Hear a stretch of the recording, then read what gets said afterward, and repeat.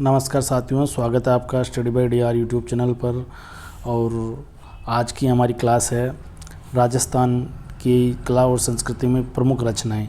साथियों, कई प्रकार के जो रचनाकार हुए थे जिन्होंने अलग अलग रचनाएं की और वो साहित्य से संबंधित साहित्यिक रचनाएं हैं साथियों। और उसमें कई प्रकार की ऐसी रचनाएं हैं जो वंशावली से है, जैसे किसी राजवंश का वर्णन है या जैसे किसी व्यक्ति विशेष की जीवनी पर आधारित रचनाएं हैं। तो शुरुआत करते हैं आज के पहले प्रश्न से। पहला प्रश्न है, निम्नलिखित में से कौन सी मारवाड़ी की उपबोली नहीं है? तो मारवाड़ी की जो उपबोली नहीं है साथियों वो नागरचोल नहीं है, क्योंकि ये ढूंढाड़ भाषा की उपबोली है।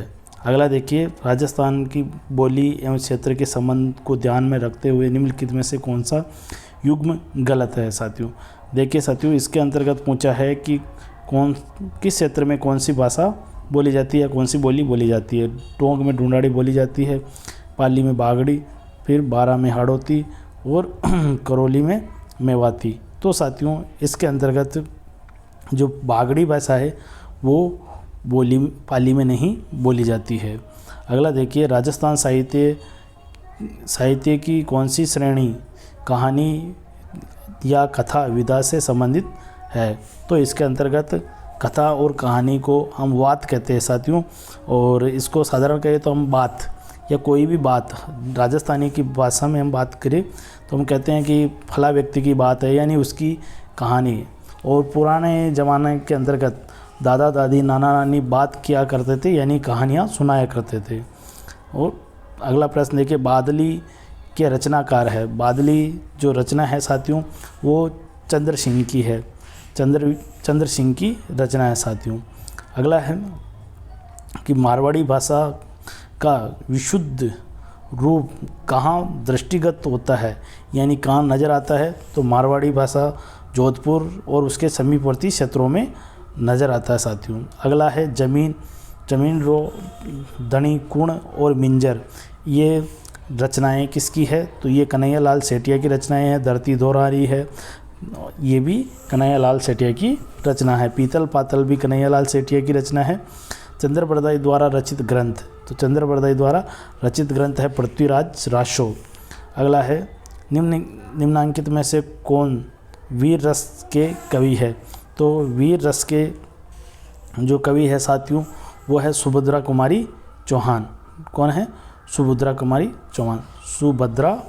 चौहान, ये वीर रस के कवि है।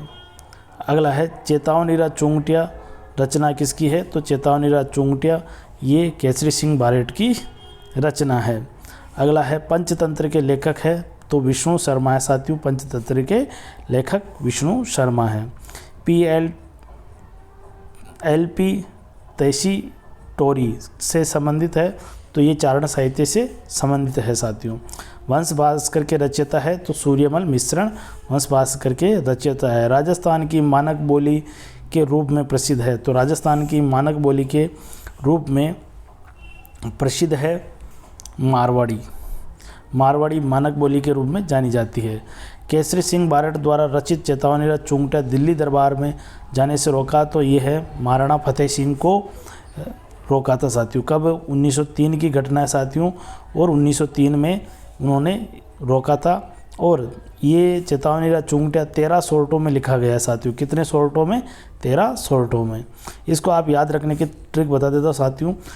1903 इनको आप जोड़ो 13 ही आएंगे। ये 1903 में लिखे थे और इनको योग करने पर 13 आते हैं, अर्थात 13 सोर्टों में लिखा गया।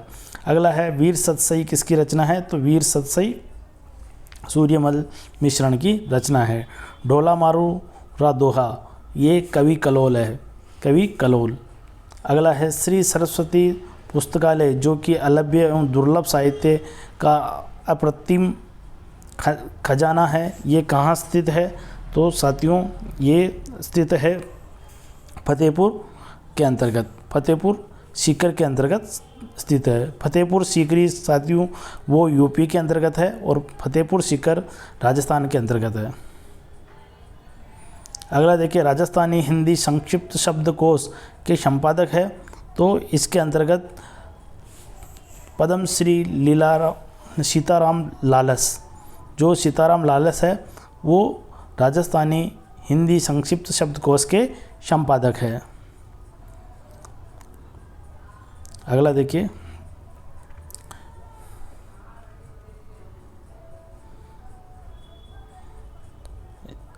अगला प्रश्न है साथियों,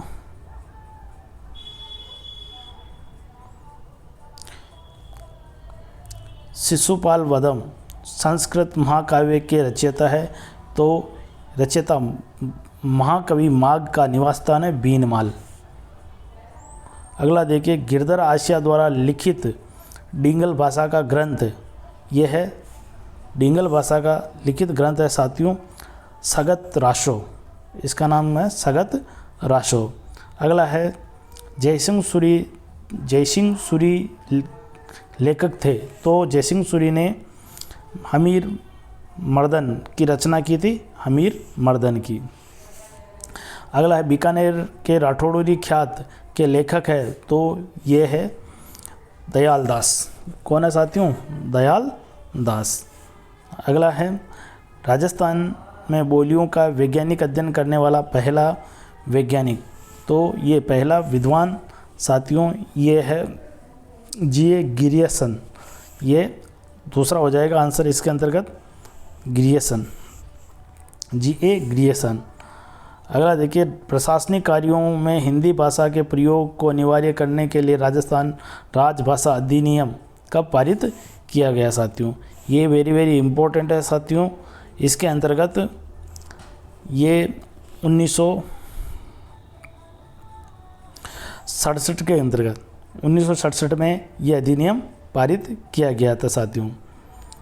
अगला है राजस्थान में पोथीगर अध्ययन केंद्र किस देश की सहायता से खोले गए?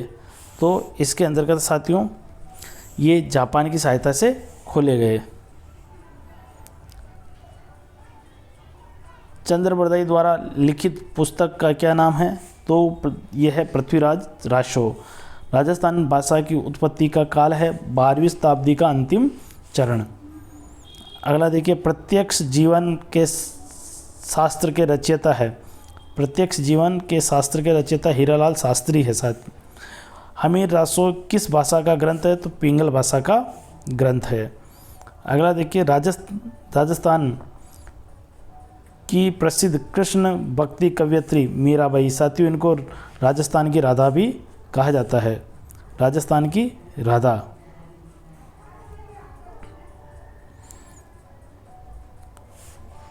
राजस्थान की राधा मीराबाई। अगला देखिए साथियों,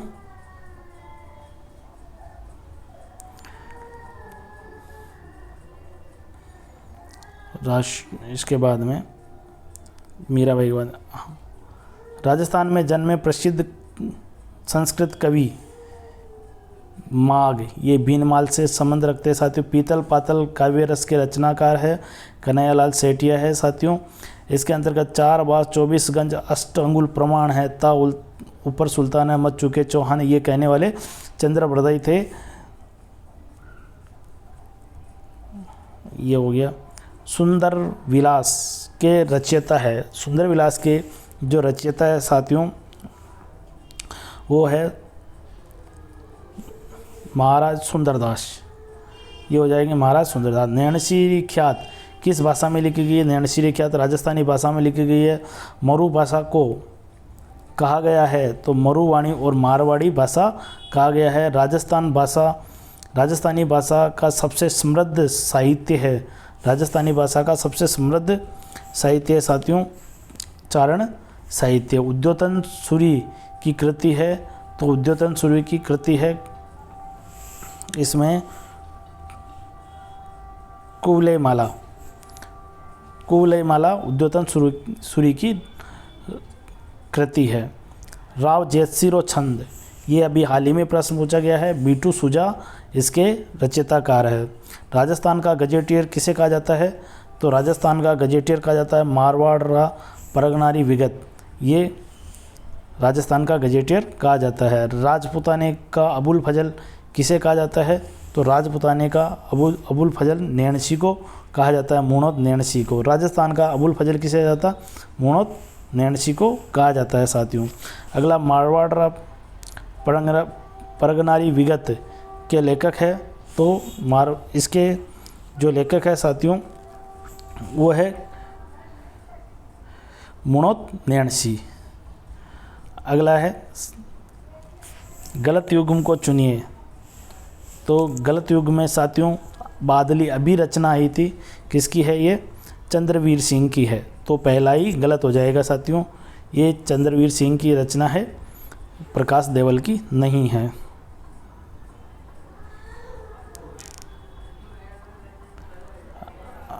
अगला देखिए राधा, तो सत्यप्रकाश जोशी, मेघमाल, सुमेर सिंह शेखावत और बाता में भूगोल। साथियों ये वेरी वेरी इंपॉर्टेंट रचना है, बाता में भूगोल हरीश बादानी की रचना है। अगला देखिए सुमेलित कीजिए। सुमेलित के अंतर्गत हमें बोली और उसकी क्षेत्र बताना है। बोली और उसका क्षेत्र कौन सा होगा साथियों? तो देखिए साथियों इसके अंतर्गत जो जगरेती भाषा है वो बोली जाती है करौली में। कहाँ बोली जाती है? करौली में, यानी ए में 4 इसमें 1 और 2 में आ रहा।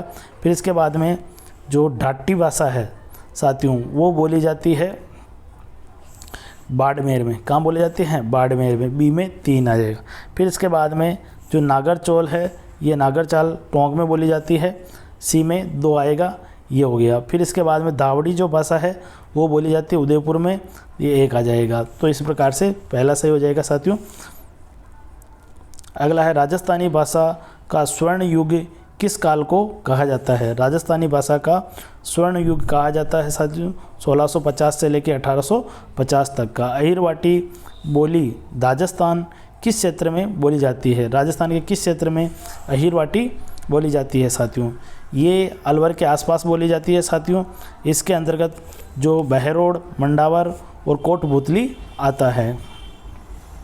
अगला है निम्नलिखित रचनाकारों को उनकी साहित्यिक रचनाओं के साथ सम्मिलित कीजिए। साथियों बहुत ही शानदार प्रश्न है और बहुत ही डीपली प्रश्न है साथियों। इसके अंतर्गत जो है देखिए साथियों जो पद्मनाभ है ये रचना है साथियों पद्मनाभ नहीं है साथियों, इसके ये नाभादास द्वारा जो रचित रचना है साथियों वो भक्तमाल है। कौन सी है? भक्तमाल, नाभादास भक्तमाल। फिर इसके बाद में अगला देखिए जो जाड़ाचारण है, जाड़ाचारण द्वारा रचित रचना इसके अंतर्गत हो जाएगा साथियों वो शार्दुल परमार। और फिर इसके बाद में आगे है साथियों जान कवि द्वारा रचित जो रचना है वो है कायम रासो। और अंतिम साथियों ध्यान मंजरी। ये ध्यान मंजरी जो रचना है ये है कवि अगरदास जी की है साथ। तो साथियों इसमें हो जाएगा पहला अगला देखिए राजस्थानी साहित्य की एक प्रारंभिक रचना हंसावली रचित है। तो हंसावली की रचना की थी साथियों ये असाइत द्वारा। किसके द्वारा साथियों? असाइत द्वारा। ये तो बहुत ही फेमस रचना है। गलालेंग वीर काव्य की स्थापना किसने की थी? अमरनाथ जोगी ने की थी। रूसी कथाओं के राजस्थानी अनुवाद गजबन साथियों बहुत ही प्रसिद्ध है। गजबन पाणिले बाचाली ये तो आपने बहुत सुना होगा। और ये इसके जो रचयिता है आप थोड़ा दिमाग लगाइए साथियों और बिल्कुल आप कोशिश कीजिए कि ये प्रश्न हैं आपको आए। ऐसे प्रश्न जो ट्रेंडिंग रहते हैं वो पूछे भी जा सकते हैं। तो ये गजबन रचना है लक्ष्मी कुमारी चुंडावत की। तो साथियों ये रचनाओं के इम्पोर्टेंट प्रश्न आपके सामने और इन प्रश्नों से आपको काफ़ी हेल्प मिलेगी। साथियों बार बार आप तैयारी करते रहे, बार बार अभ्यास करते रहे और नया कुछ भी नहीं पढ़े, जो पढ़ रखा है उसी की आप बार बार रिवीजन करते रहे साथियों। तो ऐसे ही इम्पोर्टेंट प्रश्नों की सीरीज हम लेकर आते रहेंगे साथियों। 25 तारीख तक यही ये प्रश्नों की सीरीज चलती रहेगी। तो साथियों मिलते हैं अगली क्लास में, तब तक के लिए आप सभी का बहुत बहुत धन्यवाद। जय हिंद, जय भारत।